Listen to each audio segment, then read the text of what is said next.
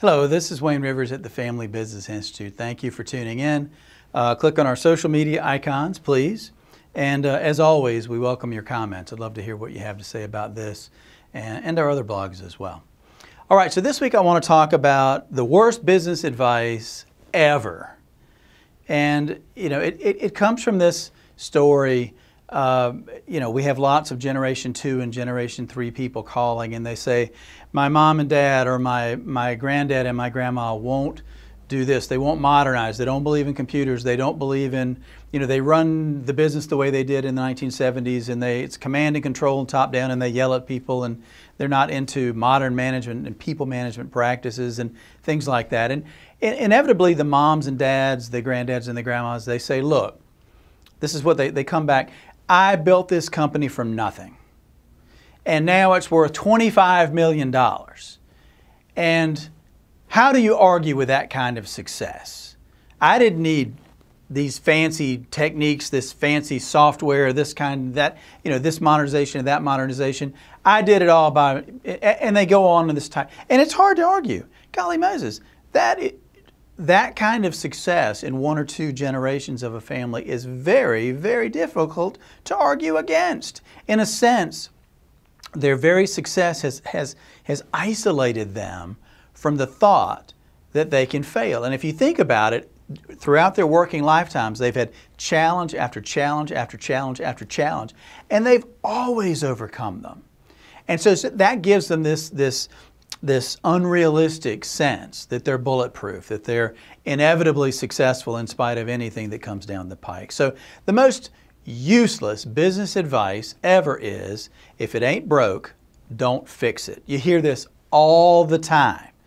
And it's really frustrating. Look at, for those of you that are auto racing fans, do the crews wait for the tires to wear out and the gasoline tank to be this much from empty before they bring the car in and top it off and do all these little maintenance things? Do they wait for the windshield to get smeared with oil and bugs and track debris and all that stuff before they... No, they keep the car running at top level all the time by doing periodic, quick, intelligent maintenance. And those of you that have vehicle fleets, machinery in your businesses, you do the same thing. You treat your machines, in a sense, better than you treat the family business itself.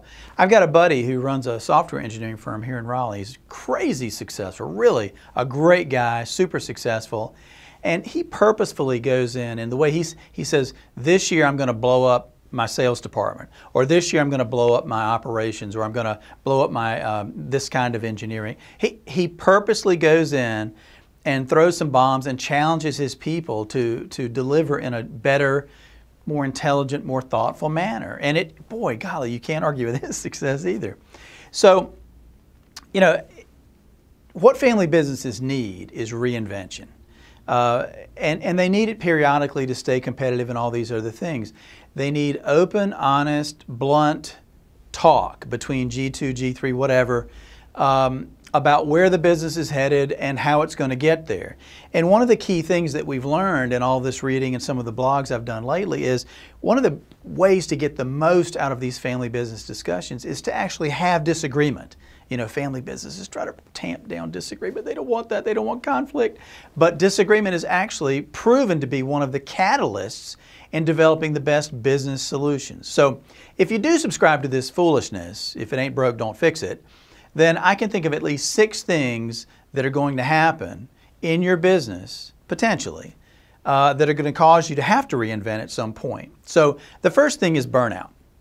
If you've got a business that's being run the same way grandma and granddad did in the 1960s or 70s, that means crazy, insane long hours. And people, as we talked about in a blog just a few weeks ago, people are only designed to work productively about 50 hours a week. After that, the productivity begins to fall off.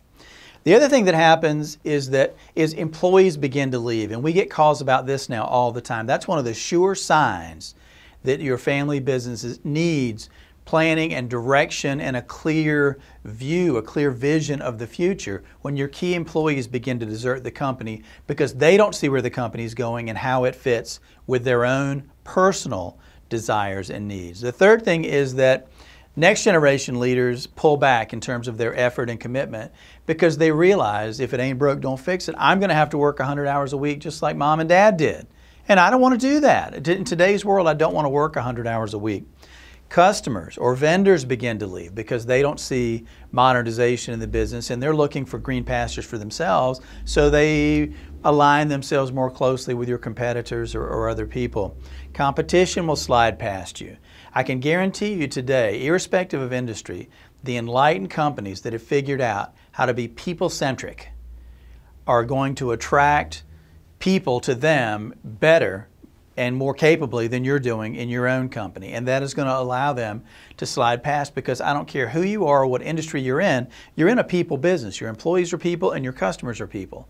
And if you don't find a way to be people-centered and 21st century in your thinking, you're going to lose to the competition.